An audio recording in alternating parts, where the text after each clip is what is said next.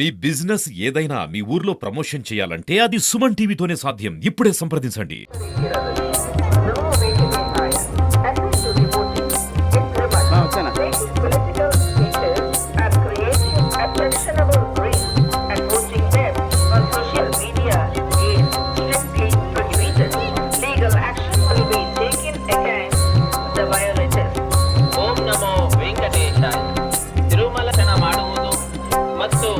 ಆಕ್ಷೇಪಾರ್ಹ ರೀಲ್ಗಳನ್ನು ತಯಾರಿಸಿ ಸಾಮಾಜಿಕ ಜಾಲತಾಣಗಳಲ್ಲಿ ಪೋಸ್ಟ್ ಮಾಡುವುದು ನಿಷೇಧಿಸಲಾಗಿದೆ.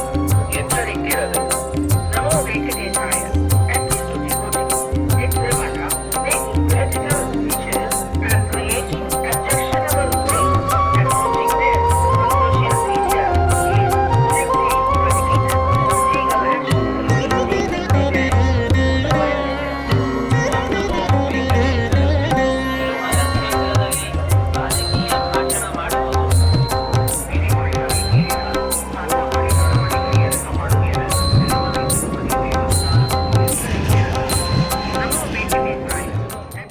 ఓం నమో వెంకటేశాయ.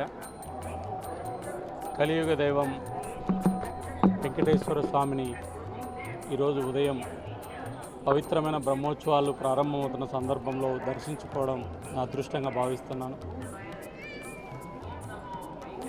కోట్ల మంది హిందువుల హృదయాలను పవిత్రం చేసేటువంటి ఒక పుణ్యక్షేత్రము తిరుమల తిరుపతి దేవస్థానం.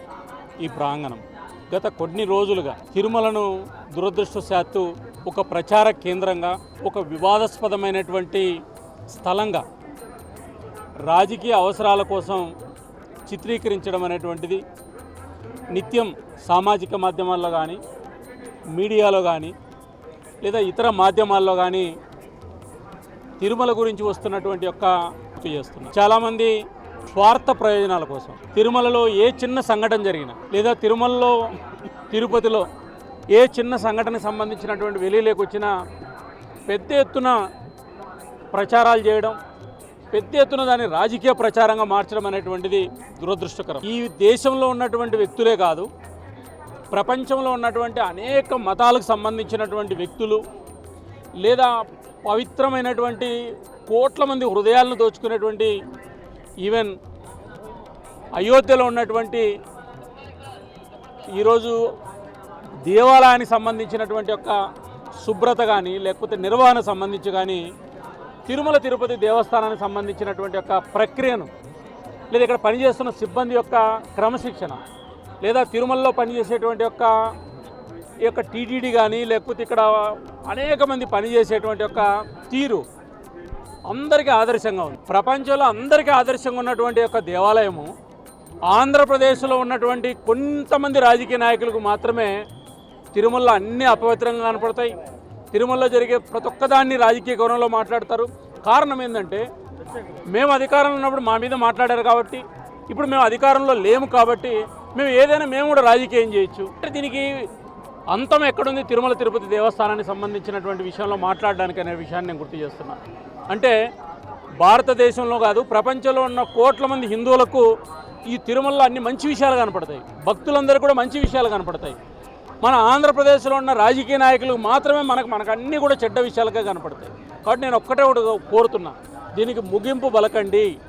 మనం నిజంగా చిత్తశుద్ధి ఉంటే, నేను ఒక విషయాన్ని అడుగుతున్నా, తిరుమల తిరుపతి దేవస్థానానికి సంబంధించిన విషయంలో రోజు వివాదం చేసేటువంటి విపక్ష పార్టీలకు నేను ఒక్క విషయం అడుగుతున్నా.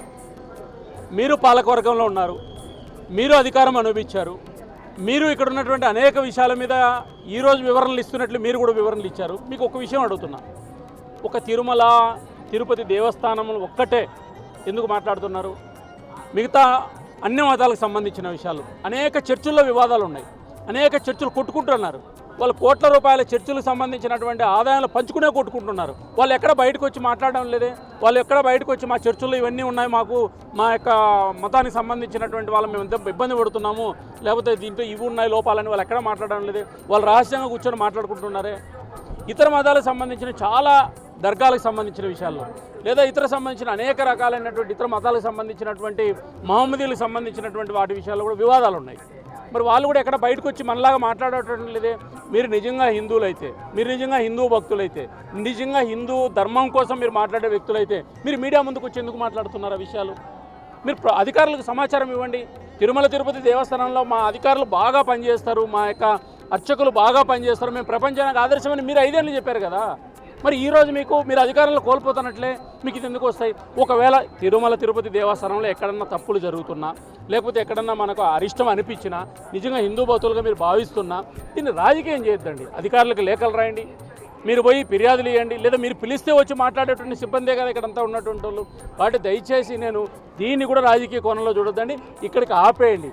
హిందూ దేవాలయాలు తిరుమల తిరుపతి దేవస్థానంలో ఏమైనా ఇబ్బందులు ఉంటే, తప్పులు జరుగుతుంటే, ఒకవేళ మీరు భావిస్తే, మీ దృష్టికి వస్తే అధికారుల దగ్గరికి అధికారికంగా తీసుకొని వచ్చి మీరు ఫిర్యాదు చేయండి తప్ప ఈ ప్రెస్ మీట్లు పెట్టి మనం విగ్రహాలు ఫోటో తీసి అక్కడ మన సామాజిక మాధ్యమాలు తీసుకొచ్చి దీన్ని ప్రచారం చేసి మీరు చేస్తుంది తిరుమల తిరుపతి ధర్మ పరిరక్షణ కాదు. మీరు తిరుమల తిరుపతి దేవస్థానం నష్టం కలిగిస్తున్నారు. తిరుమల తిరుపతి దేవస్థానం యొక్క హిందూ భక్తుల యొక్క మనోభావాలు దెబ్బతీస్తున్నారు. కాబట్టి దయచేసి ఇప్పటి నుంచి నేను ఒక్కటే కోరుతున్నా, దీన్ని ఆపేయమని చెప్పి నేను విజ్ఞప్తి చేస్తున్నాను. లేకపోతే కలియుగ దైవం వెంకటేశ్వర స్వామి, తిరుమలని ఎవ్వరు రాజకీయాలకు వాడుకున్నా, కలియుగ దైవం వెంకటేశ్వర స్వామి ఇప్పటి వరకు ఎవరు రాజకీయాలు చేసినా ఒక్కరు కూడా మీరు ఎవరు కూడా బాగుపడింది అనేటువంటిది మాత్రం లేదనేటువంటి విషయాన్ని మాత్రం నేను స్పష్టంగా గుర్తు చేస్తున్నా. నాకంటే మీ అందరూ కూడా ఎక్కువ తెలుసు. కాబట్టి దీన్ని ముగింపు పలకండి. తిరుమలను దయచేసి వివాదాస్పదమైనటువంటి కేంద్రంగా మార్చొద్దండి అని చెప్పి నేను విజ్ఞప్తి చేస్తున్నాను.